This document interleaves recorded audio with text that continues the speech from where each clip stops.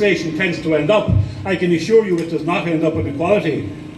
And an example of that is the employment equality legislation, which was introduced some years ago and may have had a short-term need. It has now resulted in a situation where employers are terrified of giving employment to anybody other than a victim group.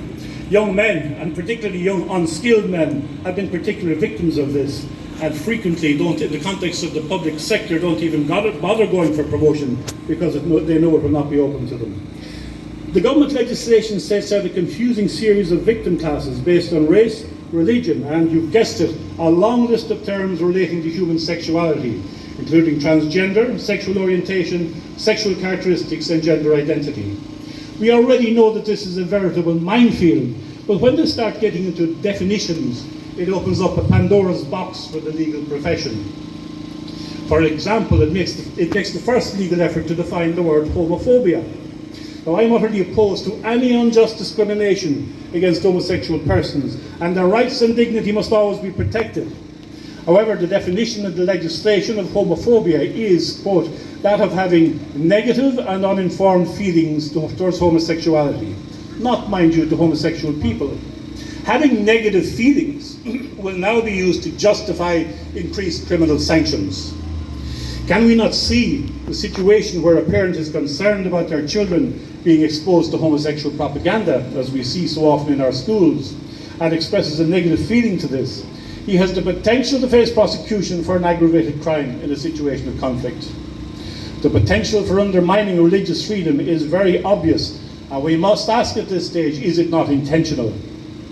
You can call these developments what you like, but please do not call them progress, because they're not.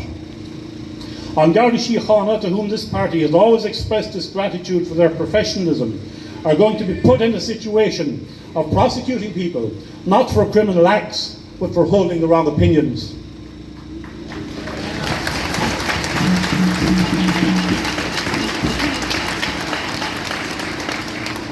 This will always happen in a society which is losing control of serious crime, that the police are made to concentrate on made-up crimes of a spurious nature rather than dealing with real issues.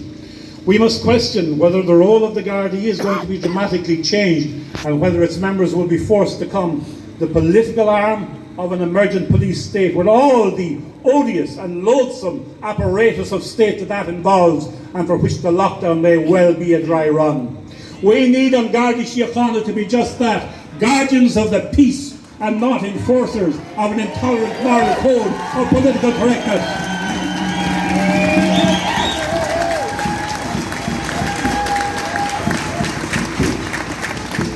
The lockdown may have served as a salutary warning of what the so-called new normal will constitute, but we must make it clear that we will not have a new normal, that we will not accept the destruction of our society and the destruction of what have been and are normal and acceptable behaviours.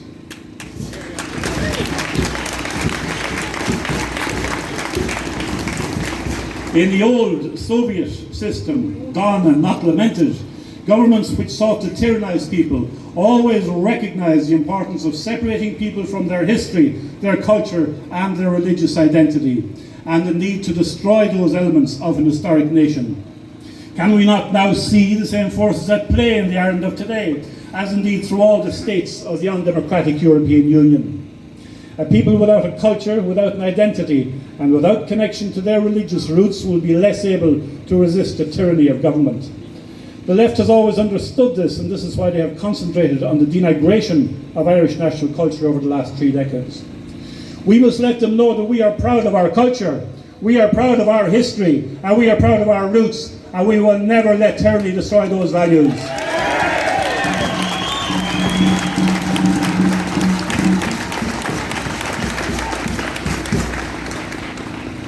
In many ways, this is why the proposed hate speech legislation concentrates to some extent on racial matters. Couple this with the Agenda 2040, whereby government proposes the mass importation of up to 1 million persons into this country without any social or economic justification, and it becomes increasingly clear that Irish people will not be able to maintain any form of national identity into the future. Those who question Agenda 2040 or who question birthright citizenship or mass immigration are immediately classified as racists, xenophobes or worse. we must proudly proclaim that seeking to protect our nation from social and economic disruption is not a racist value, but a patriotic one.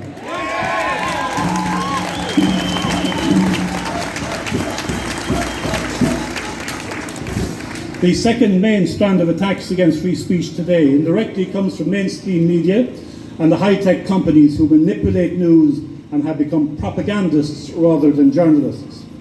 If you want an example of that, look at the central role which big media and big tech played in the cynical and blatant rigging of the recent American elections and how our own media outlets have covered for them. The massive electoral fraud which has been uncovered and which is being uncovered makes you wonder why our government spent so much money some years ago in trying to implement an automatic voting system for our elections. The American experience is a warning that we must ever be vigilant of government as to try to corrupt the most central elements of our democratic process. I've just had a bad thought. I've figured out a way of driving the Irish Times nuts. Let's give a great cheer from Dublin to Washington for President Donald J. Trump. Hang in there, and you will make it.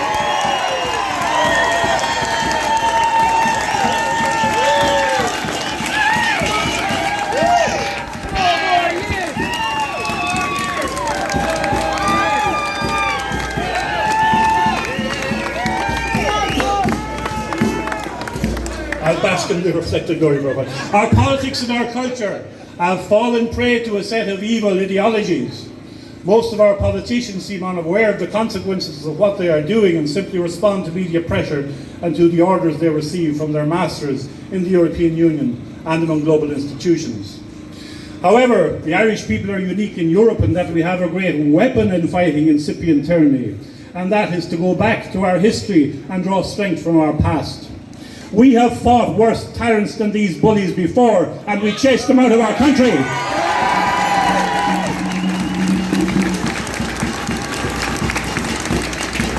We are well capable of a repeat performance of the fighting tyranny again. We all fear what may come in the wake of the present restrictions, but it is important that we make our voices heard. Many people claim that we are on the cusp of a new world waiting to be born from the old. But when I look at the forces who promote this, the Chinese Communist Party with its disregard for human life, the European Union with its blather and its deceit and its bureaucracy,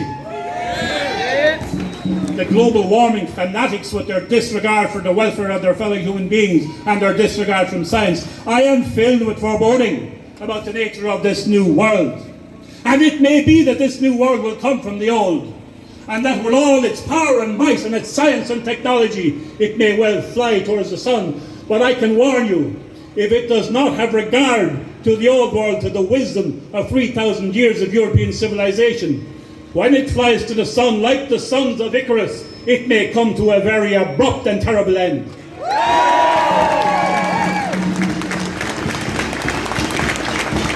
In regard to world change, I firmly believe that we are on the cusp of a great international movement, a new age of nationalism, populism, and returning power to the people. You can see that in the United States. You can see it in Eastern Europe. You can even see it in some of the major states of the European Union. This country, which has given so much to the cause of liberty worldwide, must ride that international wave and reassert the rights of democracy and freedom against those who seek to impose a heartless and a global tyranny. I ask you to go forth from here with a firm purpose of intention, so that Ireland will have, in the ringing words of Abraham Lincoln, a new dawn of liberty and a new birth of freedom.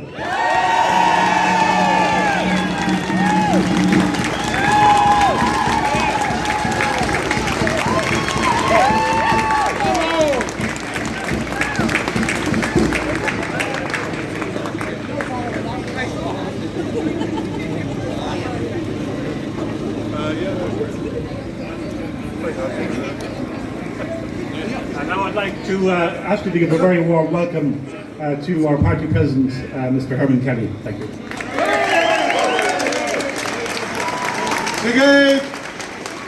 Thanks for coming today. Sorry, unlike Michael, I don't have that flashy tie, but I got the suit on. Thanks to all the people who came. Some people from Derry, that's me. Some people from Kerry. Where's John Bowler? Where are you? Oh, there we go. And thank you to everybody for coming. But I tell you what, we're here. Why is there a lockdown? According to the government, there's some genius of a virus out there called COVID-19. A genius of a virus that knows when you're having your chicken wings and are they €9? A virus that knows, are you having a pint after 10 o'clock?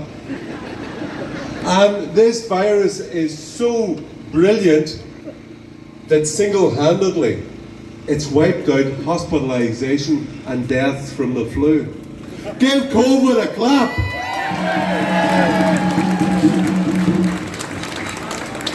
And all with an infection fatality rate of 0.23%, according to the WHO.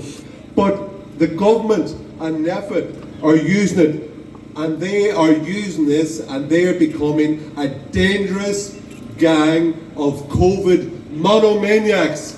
Because if you listen to them, nothing else matters.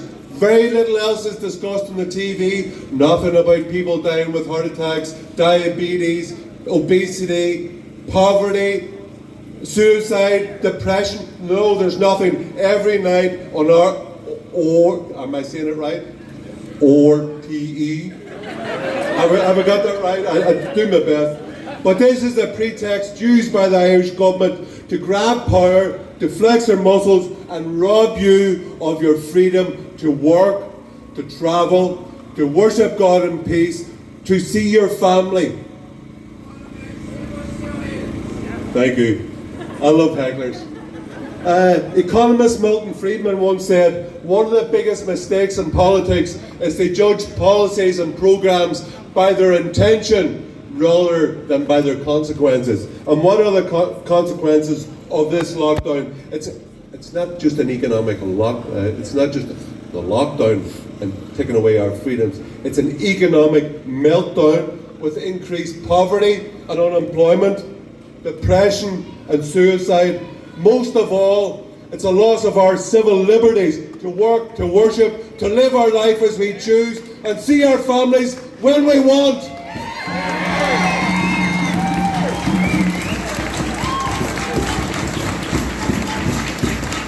But I tell you, it's brought some oddbods out of the woodwork. All these guys, I don't know, maybe no one loved them when they were younger. But did you hear that Sam McConkey, NEFIT Sam McConkey there in March? He was telling everybody that by October there would be 150,000 deaths in Ireland from COVID. 150,000.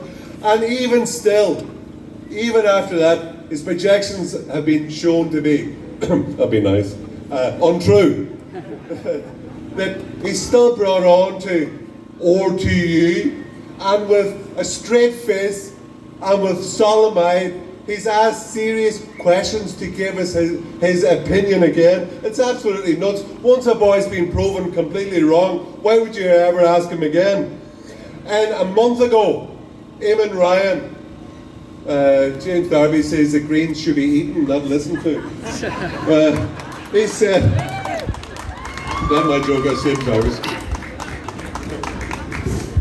Eamon Ryan, Minister Eamon Ryan, last time I seen him he was dancing on his bare feet down O'Connell Street. I thought, what age you come on, you're about 60, wise up. But anyway, he says he's going to examine the issue of whether Irish people can come home for Christmas. Unbelievable! Unbelievable! What a cheek! They're flying people in every week. There was one yesterday, I think, from Lebanon, 350 people. There during April, I think they flew in 250 people for Keelings from Bulgaria. And he's saying whether Irish people, he's looking to decide whether Irish people can come home for Christmas.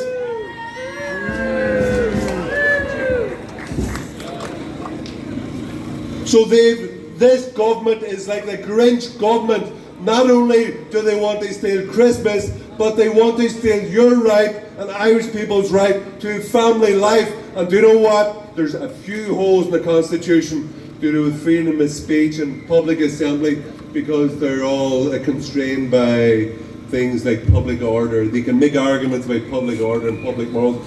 But right to family life is an inalienable right in the Irish Constitution, and that there's nobody, no government, no police force, no anybody in Ireland can stop you from having that right to family life.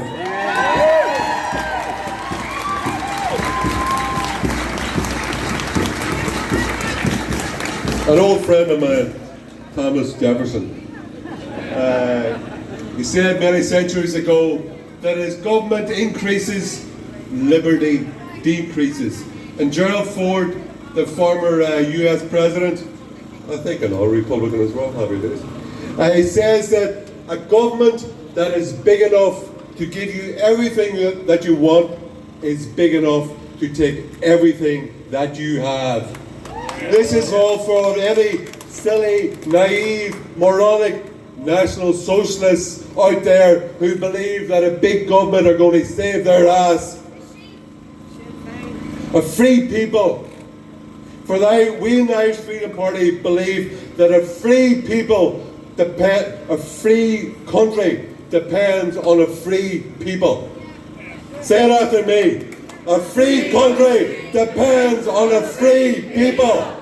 A free country depends on a free people.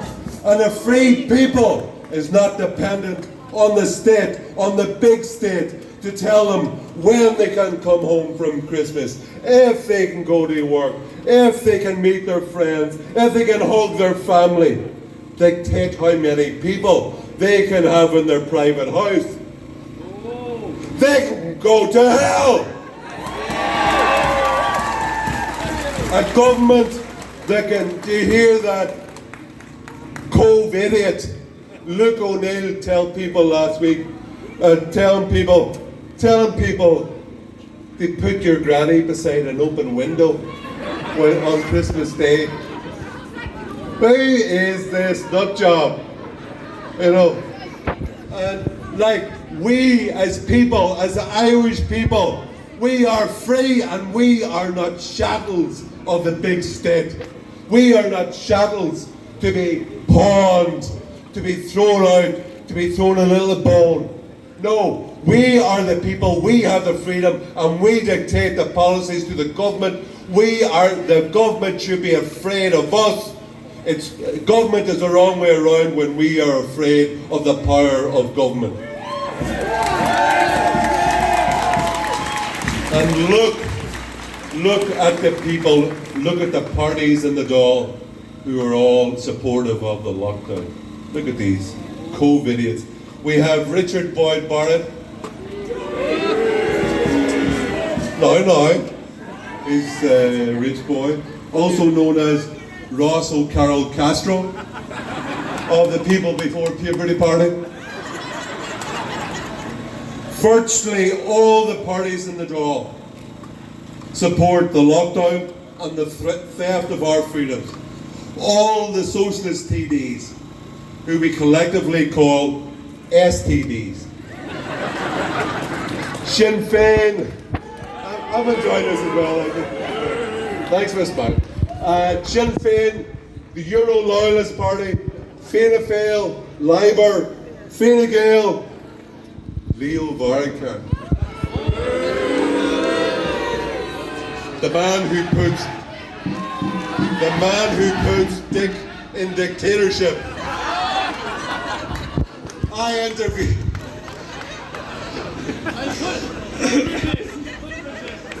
interviewed him 12 years. I interviewed him, I think in 2002, 2003. But about 12 years ago, he was, 12 years ago, he was pro-life, he was heterosexual, and he was opposed to mass immigration. Now, a few years afterwards, well, it's not funny, he's pro-abortion, he's homosexual, and he's in favour of mass immigration. Now, there's a man with no principles. No principles whatsoever. But all these parties, they all detest your freedom and they love big dictatorial government. Stop laughing. Kevin Rock, I see you're smiling. Right? Ireland is a beautiful country. I used to say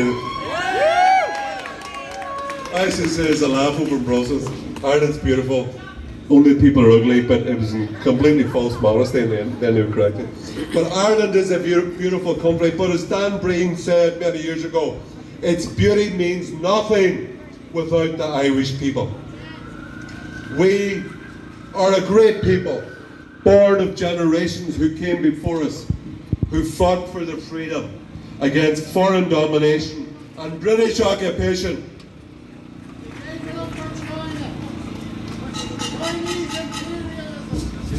That was brilliant. Oliver Cromwell was the last tyrant who attempted to banish Christmas.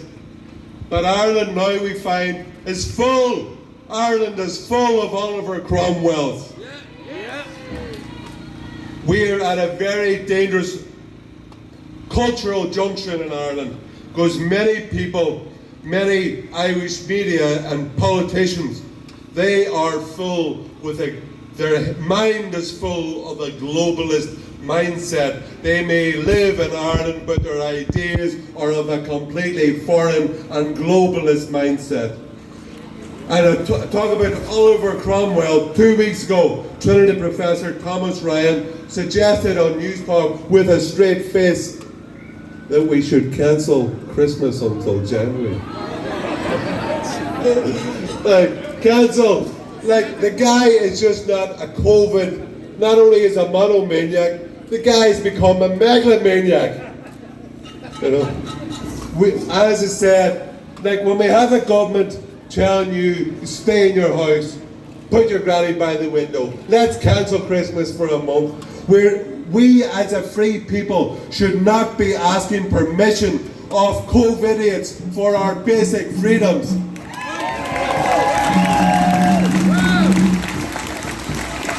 All those political parties in the Dáil who are pro-lockdown, you'll also see they're all high tax, high spend parties. What else have they got in common? Anybody? Some guy said about China there. They also love more than life itself the Irish subservience to the European Union. Oh yeah, they love it more than life itself. And do they realise that in matters of EU, this is incredible. Most people don't realise it. In matters of EU competence, EU law is superior to Irish law, to the Irish Constitution, and to the Irish Supreme Court. It's just crazy. Is that what the men and women and generations who came in Ireland fought for 100 years ago? Never! We, sadly to say, we are not a free people. We must take back our freedoms off the big state of Ireland and the European Union. Not only the power to ensure that we alone, the Irish people, take back the power to make our own laws which affect our lives, but that the laws made in Ireland by the Irish government respect our freedoms. During the Second World War in Germany, they had the Luftwaffe. In Ireland now, we have the Leftwaffe. And ask any Leftwaffe TD, does he want more power over your life? It's like asking a barber, do you need a haircut? The answer is always yes. But we must now fight for our freedom on every front, politically, culturally, and spiritually. And that's why I'm asking you to get involved politically, to join the Irish Freedom Party. Get out there. Thank you for coming today, everybody. There's a good crowd now. Good crowd. Join the party, join the party, join the party. It's great. You'll have fun. Get out and live it.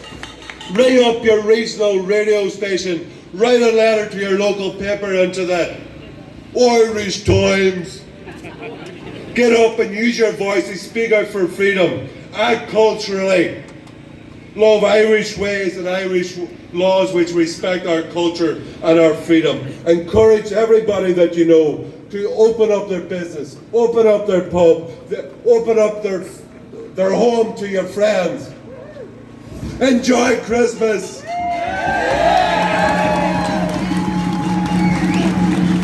Support, encourage, participate in our culture, our literature, our theatre, our art and artists, our language, games, music and dance, everything that celebrates our creativity and our freedom, our achievements and pride as a free people.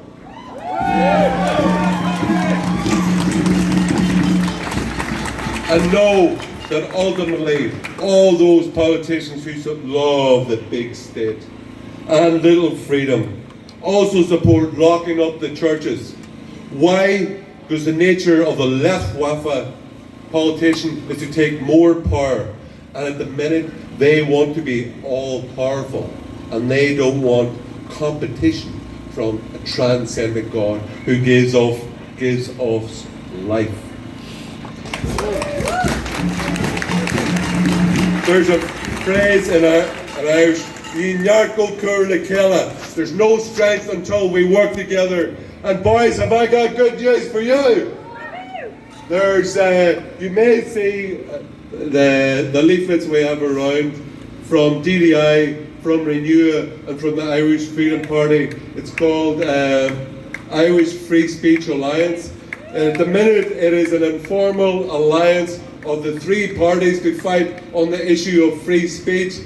But we're sneaky, and we've been busy over the last number of months. And basically, the leaders of these three parties have agreed with the consent, knowledge and consent, if the members give their consent, to join up, amalgamate, be bigger and stronger, and be united. So we'll have plumbers in every constituency. We will fight them not just on the beaches, we will fight them in the ballot box. We will kick the opposition in the ballot box.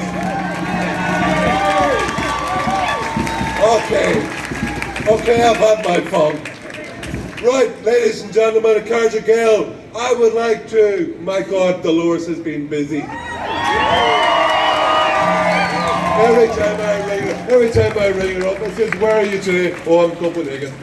I'm in Stockholm. I'm in London at the minute. I'm just the way back to Dublin. Ladies and gentlemen,